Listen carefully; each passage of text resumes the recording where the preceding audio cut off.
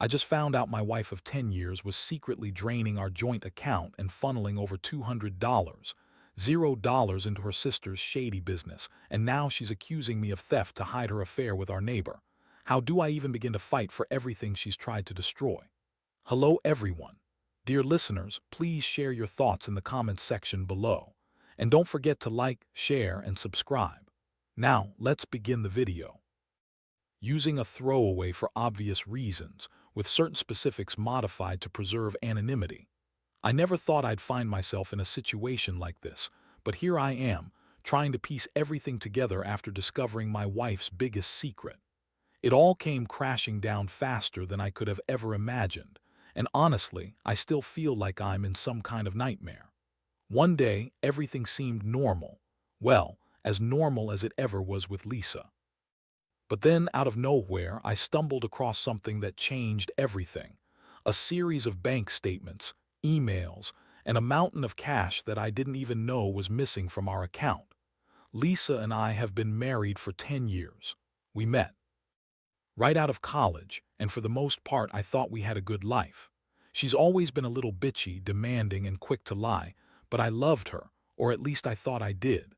Our marriage wasn't perfect, but I believed we were in it for the long haul. That is, until I started noticing small things, little inconsistencies in her stories, late nights that turned into entire weekends, and the way she started avoiding questions about money. It all started about 3 months ago when I noticed our joint account balance was unusually low. I chalked it up to some big bills or maybe a vacation she was planning, but then I saw the real shocker.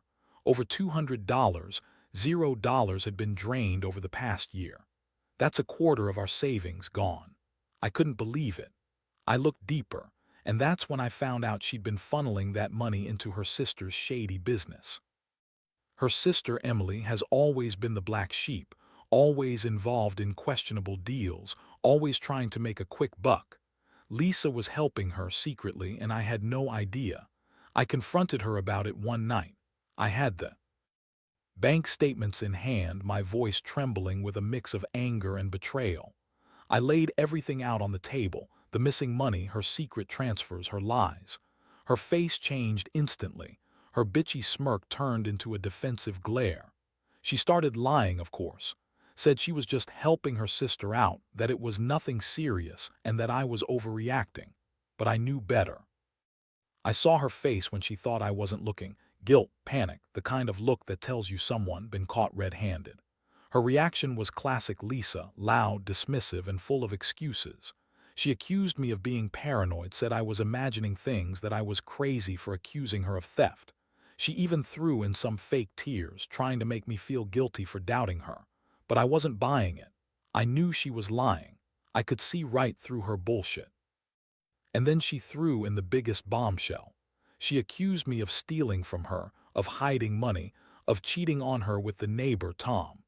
That's when I realized she was trying to deflect, to hide her own affair and her shady dealings behind some twisted lie that I was the bad guy. Honestly, I felt like I'd been punched in the gut. My mind was racing. How could she betray me like this? For years, I trusted her, believed in our marriage, and now I find out she's been secretly draining our savings to fund her sister's shady business, and then trying to pin her affair on me. It's like everything I thought I knew about her was a lie. I was furious, devastated, and confused all at once. I didn't know what to do next, but I knew one thing for sure. My life was about to change forever. After that confrontation, I couldn't sleep. My mind kept circling back to everything I'd uncovered. The more I thought about it, the more I realized how deep her lies went. Lisa had always been good at hiding her true colors, but now I saw her for what she really was, a manipulator, a liar, and someone willing to destroy everything we built just to cover her own ass. I decided I needed proof, more than just the bank statements. If she was funneling hundreds of thousands into her sister's shady business, there had to be other evidence. I started digging through her emails, her phone, even her social media accounts, anything that could shed light on what she was up to. I found messages between her and Emily, talking about moving money, hiding assets, and keeping the husband in the dark. It was all there, laid out in black and white.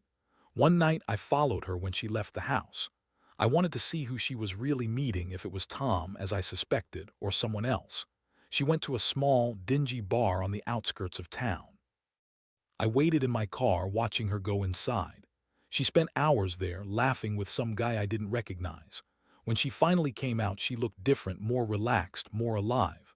That's when I saw her slip something into her purse. My stomach clenched when I realized it was a condom wrapper. She'd been having sex with him, no doubt about it. The next day I confronted her again, this time more prepared. I laid out everything I'd found, her secret emails, the cash transfers, her night out. I told her I knew about Tom, about her affair, and about her money laundering. Her face twisted into a sneer. She denied everything, of course. Said I was stalking her, that I was paranoid, that I was imagining things. She called me possessive, jealous, and said I was the one having an affair because I was distant lately. But I wasn't buying her lies anymore. I felt a mix of anger and heartbreak. I'd trusted her for so long, and now I saw her for what she truly was, a cheat, a liar, and a thief. I realized then that I couldn't keep pretending everything was okay. I had to decide what to do next. Stay and try to fix what was broken, or walk away from a marriage built on lies. But one thing was clear. I wasn't going to let her ruin me or destroy what little stability I had left. I was starting to plan my next move, and I knew it wouldn't be easy. The betrayal ran too deep, and now I had to figure out how to fight back, to protect myself and whatever was left of my dignity. After I gathered all the evidence, I knew I had to act carefully. Lisa was good at spinning stories, and I didn't trust her to tell the truth, even now. I also realized that confronting her again without a plan would only give her more room to lie her way out of it. So I took a couple of days to think, to breathe, and to figure out my next steps. I couldn't just storm in and accuse her again. I had to be smart about this. I started talking to a lawyer, someone who knew about financial crimes and infidelity cases. I needed to understand my rights, especially concerning the money she'd stolen and the affair she was trying to hide. The lawyer told me I had a solid case if I wanted to pursue legal action, and that I should also consider a forensic accountant to verify exactly how much money was missing and where it went. I also made copies of every piece of evidence I had, just in case she tried to destroy or hide anything. Meanwhile, Lisa kept up her act of denial. She called me paranoid, accused me of spying on her, and insisted she was the victim. She had this way of turning everything around, making herself seem innocent while painting me as the villain. She even threw in some tears, claiming I was accusing her of things she didn't do, and that I was crazy for even suspecting her. It made me sick to see her lie so effortlessly, like she was trying to gaslight me into backing off. But I knew better now. I wasn't going to let her manipulate me again. One night, I decided to check her phone when she was asleep. I needed to see if she'd left any clues behind. I found dozens of texts between her and Tom, full of flirtatious messages, plans to meet up, and even explicit talk about their sex sessions. There were also messages with her sister, Emily, discussing how to hide the money and keep everything hush-hush. It was all laid bare. I felt a mixture of disgust and heartbreak. I'd been so blind, so naive to think we had a real marriage. I realized I couldn't keep pretending everything was fine. I'd been living in a lie for too long, and now I had to face the reality that my wife, the woman I loved and trusted, had betrayed me on every level. I knew I had to decide whether to fight for the marriage or to walk away. But one thing was clear: I wasn't going to let her keep destroying me. I was ready to fight back, to expose everything, and to protect what little dignity I had left. The betrayal was deep, but I wasn't going down without a fight. I was determined to get to the bottom of this mess and make her pay for the damage she'd done. Over the next few days, I put my plan into motion. I contacted the forensic accountant and explained everything I'd uncovered: her secret transfers, the money laundering, the affair with Tom, the lies about helping her sister. The accountant was thorough and professional, and he promised to trace every dollar, every transaction, to show exactly how much she'd stolen and where it went. I also spoke with my lawyer again, laying out my options: divorce, legal action to recover the money, or even pressing charges if it came to that. Meanwhile, Lisa's behavior grew more erratic. She sensed I was onto her and she started to get defensive. She became more bitchy, more dismissive, throwing tantrums whenever I questioned her. She accused me of spying, cheating, or being paranoid, but her eyes kept darting around like she was hiding something. I caught her in more lies, too, like when she told me she was going to her sister to help out. But I'd see her sneaking out late at night, meeting Tom again, or worse, meeting Emily to discuss their plans. One night I decided to follow her again.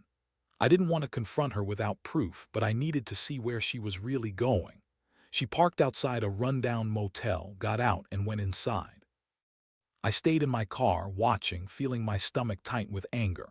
A few minutes later, Tom arrived and they went into the room together. I saw the way they looked at each other, like they couldn't keep their hands off. That's when I realized that this wasn't just an affair. It was a full-blown betrayal, one that was costing me everything. That moment hit me hard. I felt a mix of rage, sadness, and finally, a sense of clarity. I couldn't keep pretending this was just a misunderstanding or a mistake. Lisa had been lying to my face for months, draining our savings, cheating on me, and trying to gaslight me into believing I was the problem. I knew I had to act fast before she managed to cover her tracks even more. The next day, I went to her and laid everything out, the evidence, the plans, the proof of her meetings with Tom. Her reaction was classic Lisa. She spun some story about how I was crazy, that I was possessive, and that I was just jealous because she was better looking than the other women. She told me I was losing my mind, that I was making things up, and that I had no right to accuse her of anything. But I wasn't buying her bullshit anymore. I could see her desperation, her guilt, and her manipulation all over her face.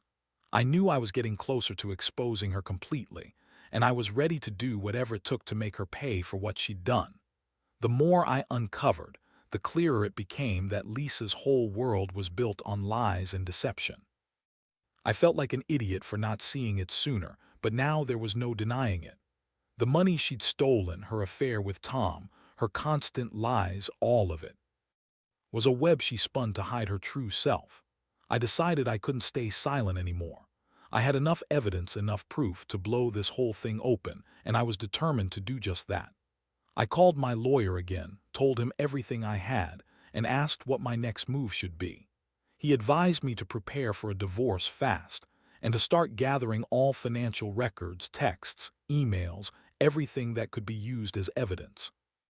I also hired the forensic accountant to trace every dollar, every transaction, and to figure out exactly how much she'd taken. It was clear she'd been laundering money for Emily, and that she'd been having sex with Tom on the side, probably for months. The betrayal cut deep, but I knew I had to stay focused. Meanwhile, Lisa's behavior was growing more erratic. She started throwing tantrums, accusing me of ruining her life, and claiming I was crazy for even suspecting her. She'd scream, cry, and then suddenly switch to being cold and bitchy. It was like she was trying to manipulate me into backing off, but I wasn't falling for it. I kept my cool, kept pushing forward with my plan. I even recorded some of her angry outbursts, knowing that in a legal fight, every piece of evidence counted. One night I caught her sneaking around again. I followed her to the same motel where she met Tom. This time I parked nearby, watching her go in. I saw them exchange a quick kiss, then disappear inside the room. My stomach twisted. This was it. I had enough proof now to show the world what kind of person she really was. I felt a strange mix of relief and anger. Relief that I was finally exposing her, and anger that I'd wasted so much time trusting her. That same night, I decided to confront her directly one last time. I laid everything out on the table, her emails, the money transfers, her night out with Tom. Her face was a mask of disbelief, then fury. She called me every name in the book, accused me of spying, stalking, and said I was just jealous because she was more successful than me. She even tried to turn it around, claiming I was the one having an affair with the neighbor, Tom. That was the final straw. I knew I had to get out for good this time. I told her I was filing for divorce, and I was taking every penny back from her, every cent she'd stolen, every dollar she'd laundered. I felt a weight lifting from my shoulders, but also a deep sadness for what we'd lost.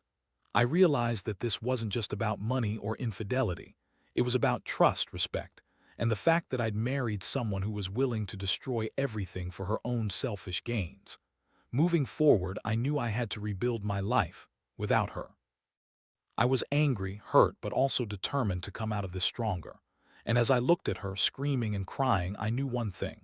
She had finally pushed me to the edge, and I wasn't going to let her take any more from me. The days that followed were a blur of legal meetings, pulling together the last of the evidence and finally filing for divorce. Lisa's reaction was as expected. She tried every trick in the book to manipulate, plead, or guilt me into staying. But I wasn't having it. I'd seen her true face, and I knew I couldn't trust her anymore. The woman I married was gone, replaced by someone I barely recognized, a liar, a thief, and an adulteress. Going through the divorce process was brutal. She fought me every step of the way, claiming I was trying to ruin her, that she was the real victim. But I had the proof, the emails, the bank statements, the recordings. I presented everything to the lawyer, and it was enough to ensure I'd get a fair settlement.